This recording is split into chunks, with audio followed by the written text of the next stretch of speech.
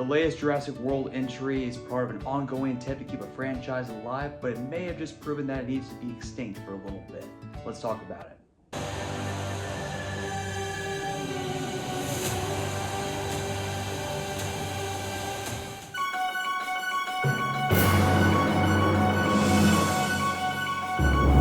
Hi, my name is Chandler. Welcome to the latest episode of the Cinema Corner. Today we'll be talking about Jurassic World Rebirth, the next entry in the Jurassic franchise that tries to be a return to form after the last expansionary nature of Jurassic World Dominion.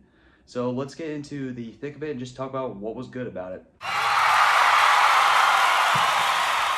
And going right into the good or stuff I liked about this movie, there wasn't much to it, minus a few sequences and more key moments. The main thing in this case, a few dino sequences that I did like were the T-Rex river scene is an adaptation from the original book by Michael Crichton, which is a nice little nod to it. It's definitely a love letter and fan to what director Gareth Edwards is going for. And once you see this sequence play out, it was fun to watch on the big screen, but after that it gets a little old after a while. And also you can see it on YouTube now, so it takes the magic out of it. The other sequence I did like was the Mosasaurus sequence out in the ocean. That was a little reminder of Jaws, a little tribute to that. But outside of that, once those beats play out, once you get the initial tension out of the way, they don't really stick with you afterwards. It becomes like a generic video game level, which I'll touch on more of that in more of the mixed and negative section of this review here. In addition, I did appreciate the sense of scale and look to the feel of the movie, where it made the dinosaurs compared to the humans look massive.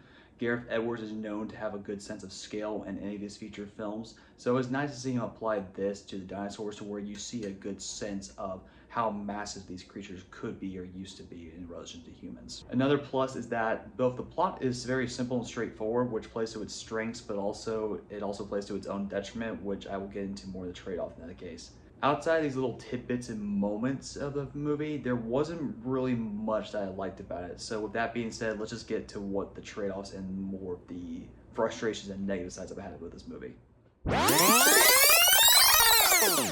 And going right into the trade-offs right now, this is a very by-the-book, generic B-movie, sci-fi monster movie that does not have much to offer this franchise. The cast is very paper-thin. It's relying on big names like Scarlett Johansson, Mahershala Ali, and Jonathan Bailey are the main trio. You follow them along. There is some development with them. They try to establish their character beats and character moments to make you care about them. So I give credit to the film for doing that. But the problem was, where among many I have with this, is that in the original Jurassic Park franchise, you see these big names like Sam Neill, Jeff Goldblum, and Laura Dern as characters, not as movie stars to make this work. Whereas in this movie, they're just trying to bank on these big time names to make you go see this. Oh, Scarlett Johansson. Oh, it's Mahershala Ali. Oh, it's Jonathan Bailey. They're not really characters you're going to care about or remember when you get out of this. So it's more just for big celebrity taking on dinosaurs. It's not much effort to it.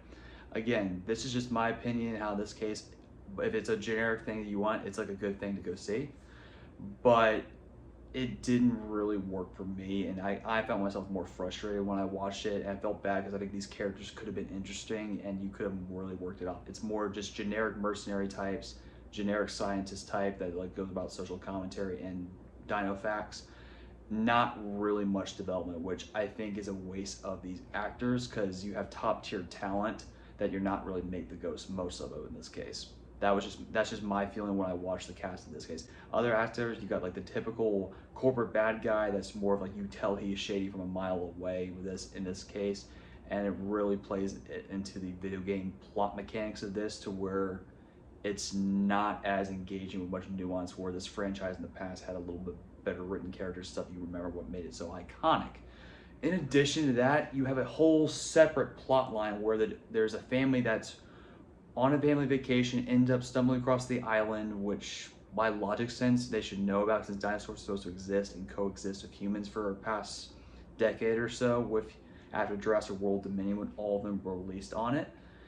But in this, it's a typical family in danger, try to add the human element where you have a family and kids in danger. But this family is not as fleshed out either, to where I literally forgot about him almost anytime after watching this. And there was one character where I didn't mind him getting eaten. There was like a weird boyfriend character that was strung along. He's trying to bond with the dad as the girlfriend is taking care of his sister, or sister in that case. But the guy was so annoying to where like I didn't mind him getting eaten. And mind you, I don't want the people to get eaten by dinosaurs in that case. I want them to survive the situation. But this character drove me crazy. I didn't mind if it was this case, which I felt bad watching, but like even then there's so much frustration there. And the plot itself, though simple and easy to figure out, that played to its strengths, the overall plot is a generic video game side quest about getting a new cure from dinosaurs that would cure a rare condition and disease on the open market for humans. Simple, straightforward, but very sci-fi wonky, especially what you see in a B movie on the Sci-Fi Channel, where it's just a very bad CGI monster that you have to go for this case. If you want another better comparison, the plot mechanics is the same as the movie Anaconda, The Hunt for the Blood Orchid, where they're going for a basically mystical MacGuffin to cure cancer, in that case, doing this.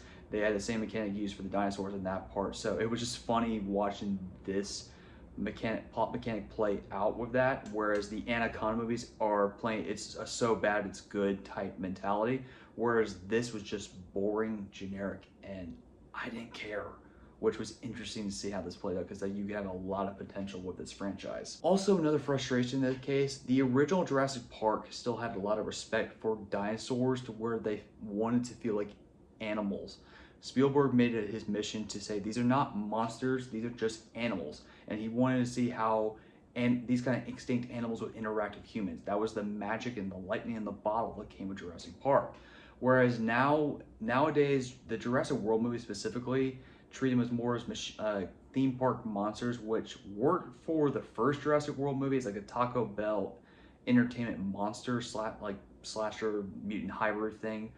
Fun at the time, but now as we've done like 3 or 4 more of these, how many we're doing right now, I forgot how many we have. It lost that really appeal to where I find it very boring, overdone, not really interesting as much, and you don't have that sense of magic where dinosaurs are the great template for cool movie monsters.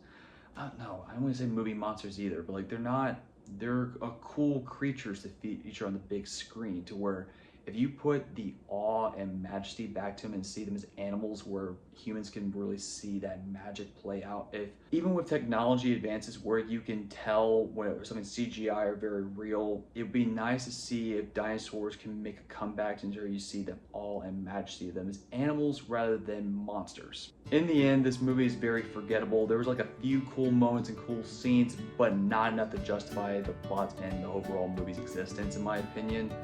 It's a very, not even so bad it's good type movie. It's just bland and forgettable and unoriginal, where even if you had it on in the background, you wouldn't really remember this.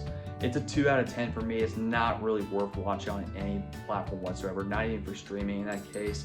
And more will just make you miss what made the Jurassic franchise so much better, so much better in the past. Honestly, the most original idea this thing can come up with is either they go full Flintstones or just be extinct for the rest of the time.